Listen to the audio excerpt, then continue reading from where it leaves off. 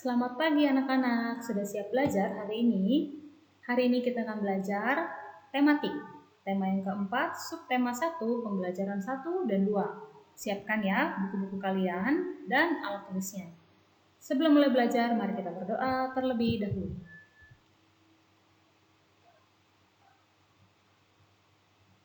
Oke, mari kita mulai pembelajaran hari ini. Sumber daya alam adalah segala sesuatu yang ada secara alami dan digunakan untuk memenuhi kebutuhan manusia. Sumber daya alam terdiri atas komponen biotik dan abiotik. Mari kita lihat bedanya satu persatu. Yang pertama, biotik. Komponen biotik adalah komponen lingkungan yang terdiri atas makhluk hidup. Contoh komponen biotik adalah manusia, hewan, tumbuhan, dan mikroorganisme. Ya, jadi kalau semua yang hidup adalah biotik, makhluk hidup maksudnya. Yang kedua, abiotik. Komponen abiotik adalah komponen lingkungan yang terdiri atas benda tidak hidup. Contohnya ialah tanah, air, udara, cahaya matahari, minyak bumi, dan gas alam. Sumber daya alam. Sumber daya alam dapat dibedakan menjadi dua jenis, yaitu sumber daya alam yang dapat diperbarui dan sumber daya alam yang tidak dapat diperbarui. Sumber daya alam yang dapat diperbarui adalah kekayaan alam yang dapat dimanfaatkan terus-menerus karena dapat tersedia kembali. Contoh sumber daya alam yang dapat diperbarui yaitu tanah, hutan atau maksudnya tumbuhan, hewan, dan air. Tanah. Jenis-jenis tanah ada tanah vulkanik, tanah humus, dan tanah gembur. Hutan.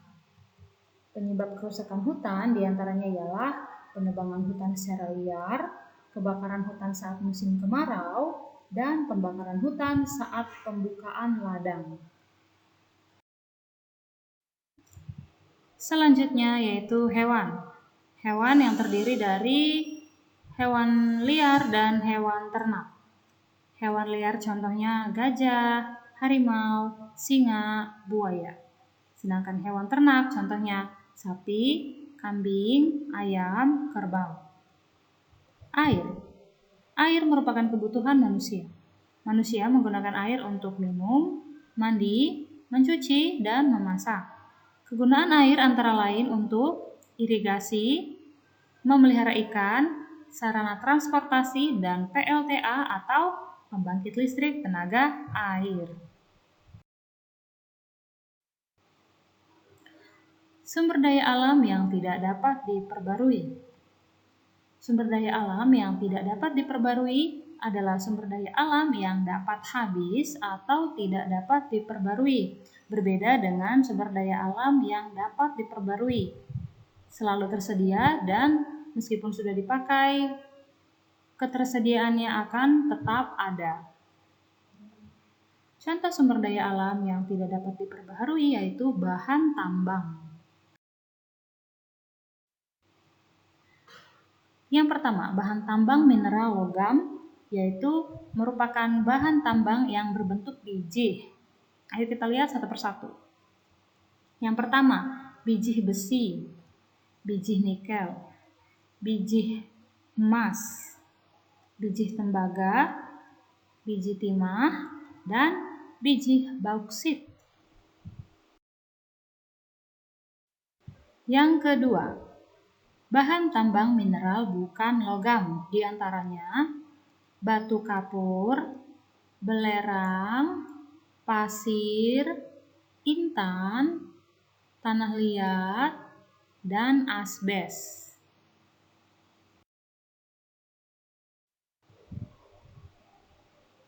Bahan tambang sumber tenaga atau energi. Contoh bahan tambang sumber tenaga atau energi yaitu minyak bumi.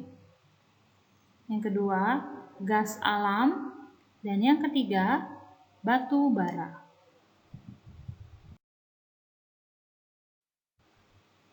Nah, sekarang mari kita lihat manfaat tumbuhan bagi manusia. Ada banyak sekali. Kita lihat satu persatu ya. Yang pertama, sebagai pembersih udara. Tumbuhan dapat menghasilkan oksigen melalui proses fotosintesis. Kalian masih ingat bagaimana proses fotosintesis pada tumbuhan? Tumbuhan membuat udara menjadi bersih, segar, dan membantu menyerap karbon dioksida dari udara. Polusi udara berasal dari asap pabrik, asap kendaraan bermotor, dan asap rokok. Yang kedua, sumber bahan pangan. Manfaat tumbuhan sebagai sumber bahan pangan bagi manusia dan hewan.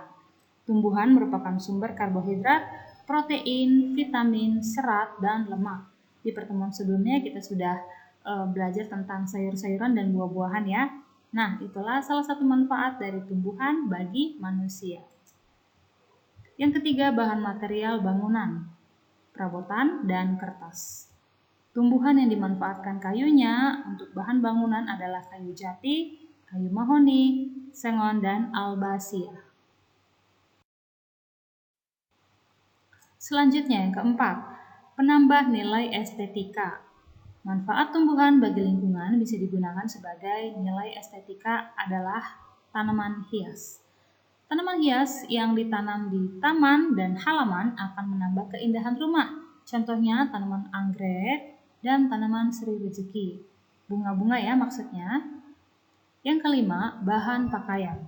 Beberapa jenis tumbuhan yang bisa dimanfaatkan sebagai bahan kain contohnya kapas dan rami. Jadi dari pohon bisa menghasilkan baju atau pakaian.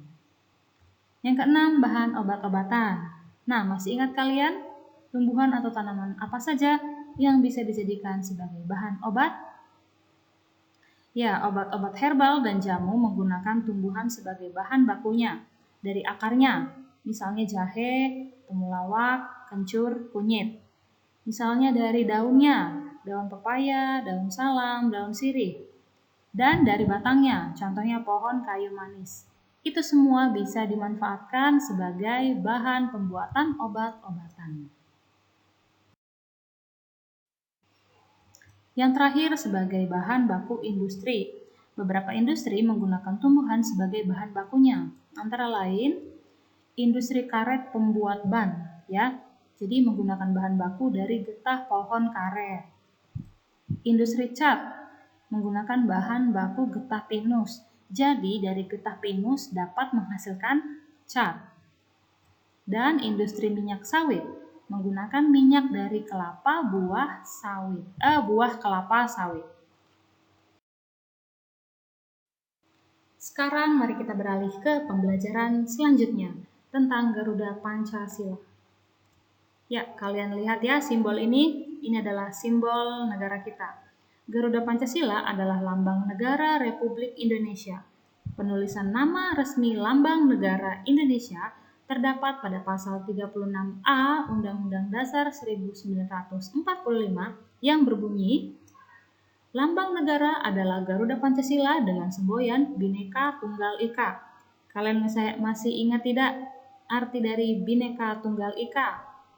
Ya, harus ingat ya, artinya meskipun berbeda-beda tetapi tetap satu jua.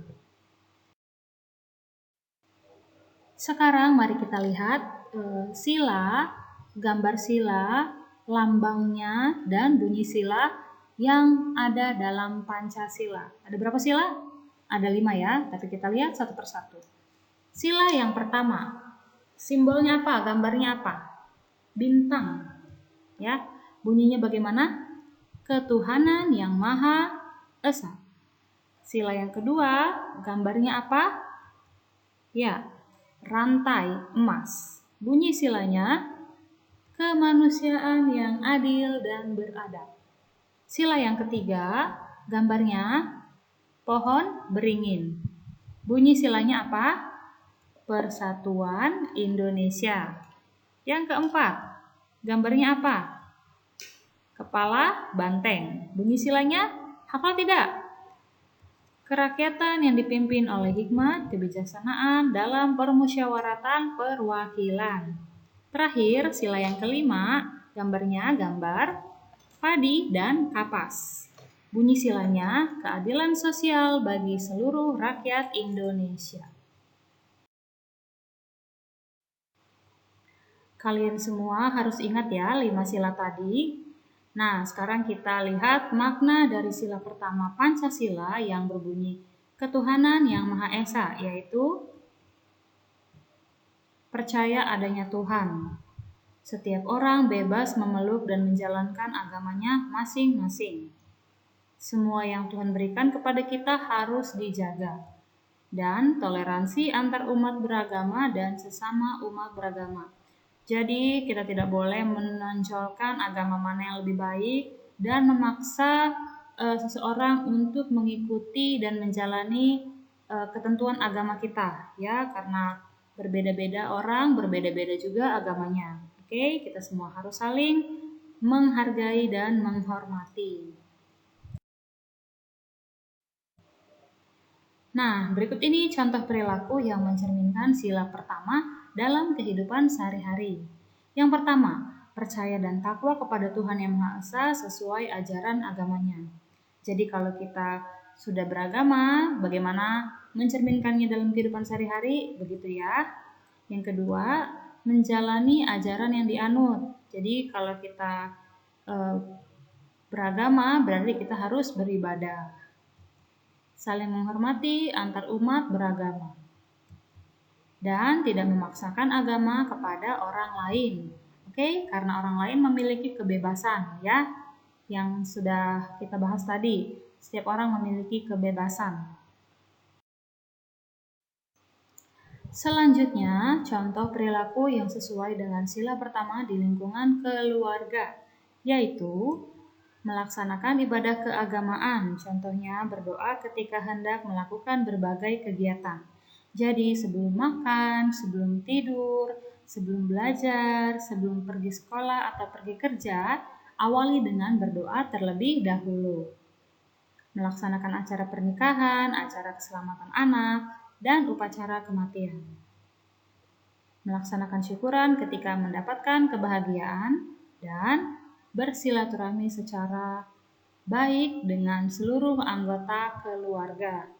Ya, jadi inilah contoh perilaku yang sesuai dengan sila pertama di lingkungan keluarga.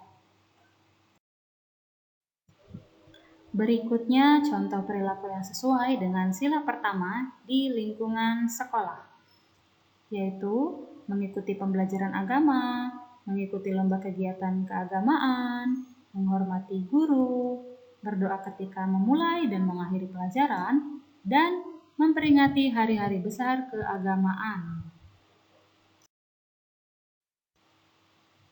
Contoh perilaku yang sesuai dengan sila pertama di lingkungan masyarakat, yaitu menjalankan ibadah sesuai agamanya masing-masing, ini sudah jelas ya. Memberikan sumbangan untuk pembangunan tempat ibadah, menengok teman dan membantu tetangga yang terkena musibah, dan berpartisipasi dalam kegiatan agama di masyarakat.